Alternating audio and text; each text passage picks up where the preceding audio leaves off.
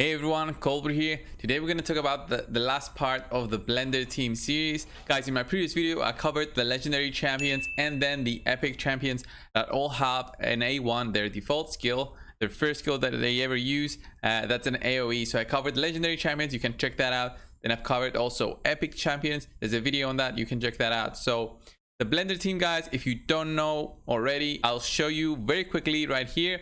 You just go in with a speed booster and all ally attack champion like Krila, the one that we have right now, as a fragment summon, and then 2 damage dealing champions. I've got Skullcrown and Sinesha. I covered those in my epic Blender version.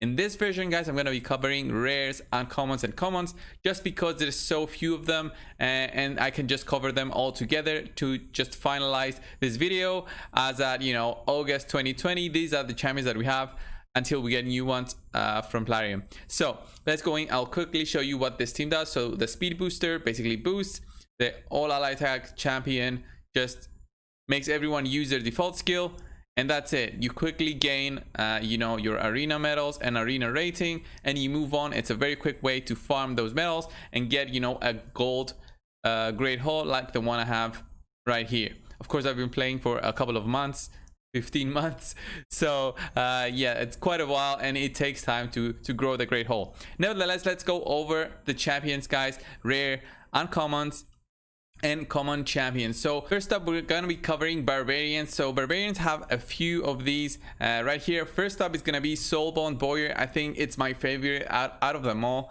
Soulbound Boyar has so many uses, and I keep using her even in some kind of my end game setups just because she is so much fun. Her A1 attacks all enemies, has an additional 25% chance of inflicting a critical hit. If you guys needed a champion that has the nuking potential, then this is it. Soulbound Boyar definitely has this, since she has an extra 25% chance to inflict a critical hit on her A1. Of course, I do not know the multipliers for rares, uncommons, and commons, so this video will not be covering those, but I'll instead be covering how useful they can be as your damage dealers, your nukers in a Blender team. She has an extra 25% chance to inflict a critical hit. This means you can focus more on critical damage. Critical damage gloves will be much easier to put on her than other champions would, since 25% chance is not easy to get, especially when you're a new account, a mid-game account, or even closing in on end game.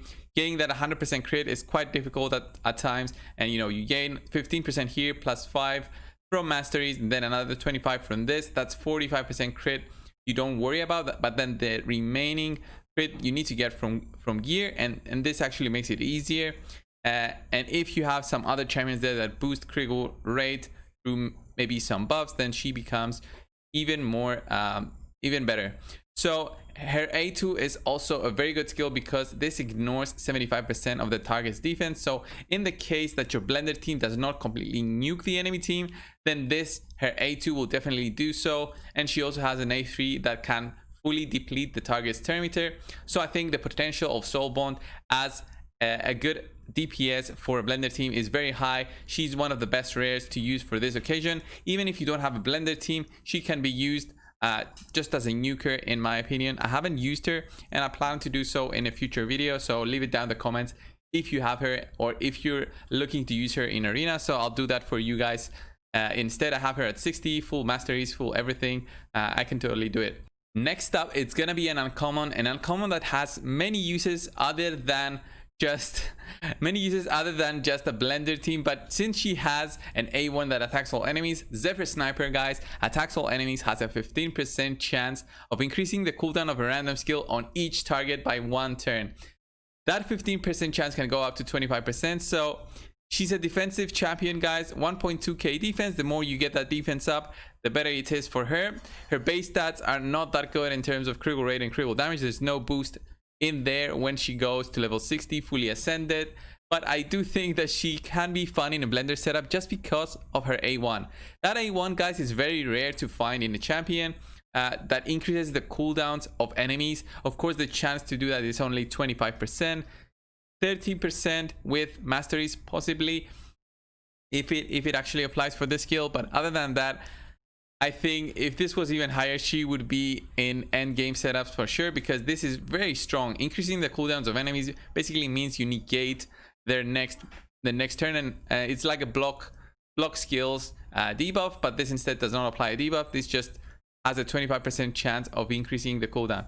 I think it's a very good A1. When it procs, you're good, but you cannot really depend on it. Zephyr Sniper has also some other uses for dungeons, but in a blender setup, I would say only use here if you don't have anything else, or you're also using here for maybe spider or even dungeons. I have a few videos of using her in dungeons, and she's great as a tank. So overall, I think she's a good champion. She's very tanky, 1.2k defense, but for a blender team, I would try and get a few of the rares instead of going for an uncommon as the nuker. Next up, guys, we're going to the Ogren tribes. It's going to be Bellower. Bellower is and always will be a very good champion to use everywhere. Dungeons, arena, farming, as a tank. You can even use him in the clan boss if you want to. Faction wars. He is an all-purpose champion. He's a support, and this is why he's an all-purpose champion. Being a support, he has very low attack, so 1k attack instead of 1.2, 1.25k that other rare champions have that are attack instead of support. Bellower has very good multipliers on his A2. I think his multiplier on A2 is 4 and his multiplier on A1 is 2.6. So overall, that's a very good multiplier for a rare. Once you get his attack a bit up, he also has, you know, a very good way to control enemies with the block cooldown skills debuff. You're gonna have him maybe with some high accuracy, at least 200. It's gonna work, I think, in low gold 4 or even just farming gold in general. I think you know, some accuracy, at least 200 accuracy, and then just going straight up damage. It's gonna help you just progress through gold and farm those gold medals. Bellower has an A1 that's an AoE, blocks the cooldown skills, but also if he gets another turn, if the fight prolongs for a little bit, he also has an A2 that's an AoE and an A3 that's an AoE. This is why he's such a great champion to use in dungeons and for farming as well. His A2 has even higher multipliers and A3 as well, and each of his skills applies a different kind of debuff. So his A2 applies a decreased speed debuff, and then his A3 applies a decreased attack and decreased defense debuff at 100% chance when you have him fully booked. So fantastic A3 if the fight prolongs.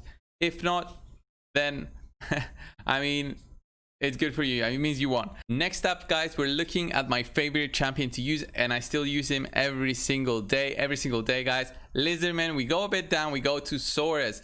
If you haven't seen my video, then I don't know, because that video has like 100k views. So Soros is a champion that you can take to level 60 and not having to worry about a farming champion, at least for brutal campaign. So he has an A1 that attacks all enemies. Very simple, very good.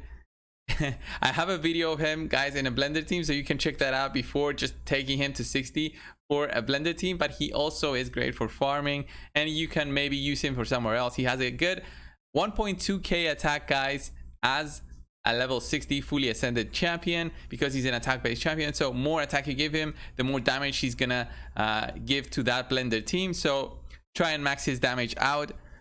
He's got a very low speed, but you don't care about speed in a blender team. You only care about attack base and then critical rate, critical damage. His critical rate, critical damage is, of course, critical rate is the same. Critical damage at 50%. He's an uncommon, of course. And if he gets another turn, guys, he has an attacks all enemies 2 times move on his A2. And there's also a small chance to apply hero reduction debuff. The most important thing is that his A2 does a 2-hitting attack, basically. Very good champion. I could use him possibly to try and fight Rotos teams, but since he is spirit, it means that he has that 35% chance to do a weak hit. On paper, his skills look great, but then the spirit chance really makes it very hard for him to be a good anti-Rotos blender team. So a great champion to use for other places, but not in a blender team, in my opinion. I've got a video on that. It's a funny one with another champion, and we're gonna see who that champion is. Actually, I think we skipped her because I was going down the list here of the factions. The Sacred Order. This is the only common champion in the game. The only common champion in the game, guys. I have her at 60. I have a few videos on her. She farms she farms brutal campaign 12-6 at 6 seconds. I have a video of that. Not consistent. She is Sister Militant, the only common champion with an A1 that's an AoE. That's it. Attacks all enemies, nothing else. Do not take her to 60 for a blender team. I repeat it again. I repeat it on all my videos with her.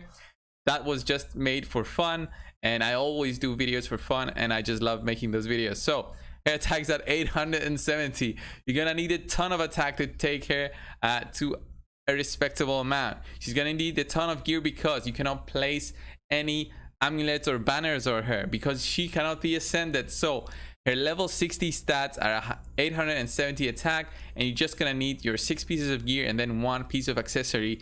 That's it. That's all you're gonna need to put on her. I've got a video on her in a blender team with Soros.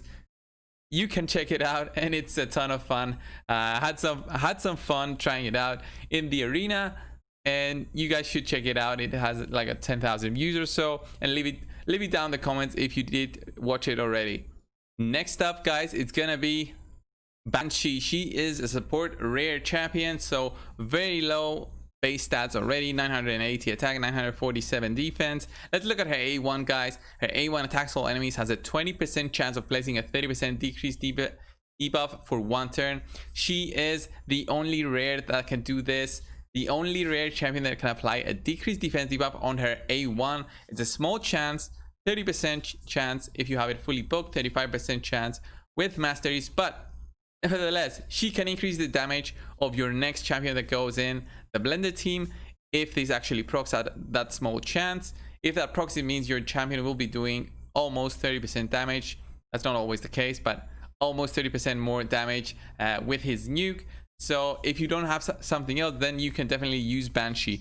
She, of course, has good stats overall as a support, like 16k HP, and defense, this could be a bit higher, but as a support, it means she has other uses as well. She's got an A2 that attacks all enemies, 50% chance of removing 1 random buff from each target. So she has another way to remove buffs in case you find maybe a skull crown against you in the arena, and she has that buff over her when she becomes unkillable for 1 turn and she's ready to nuke your whole team.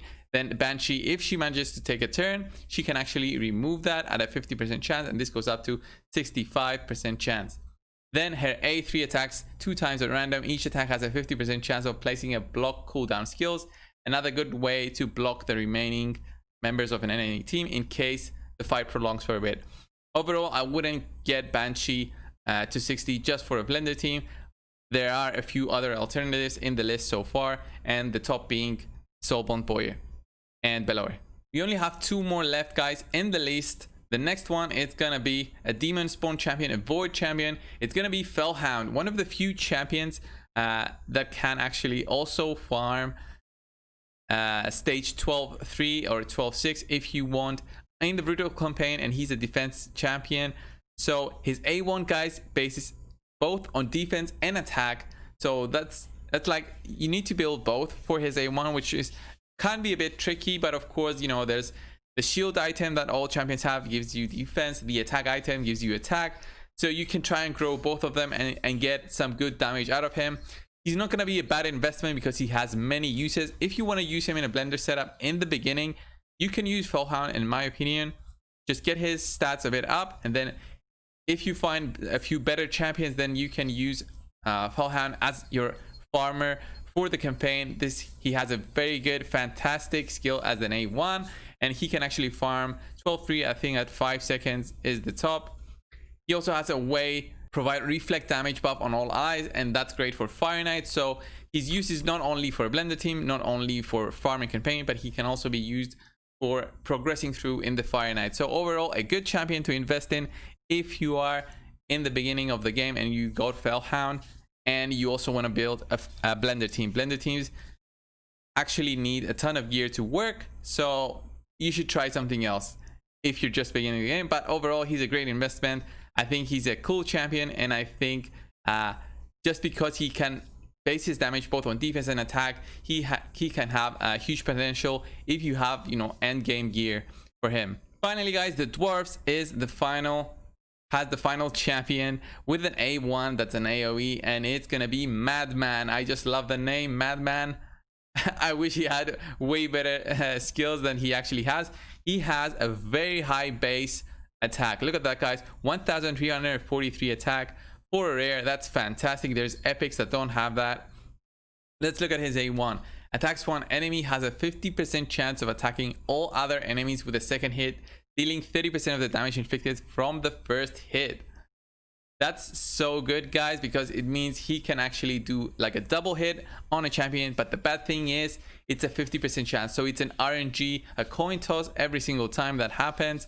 So you're gonna be hitting definitely one target and then coin toss, and that's when it happens. That's when the blender AoE nuke is gonna happen. So not ideal for a blender team, of course.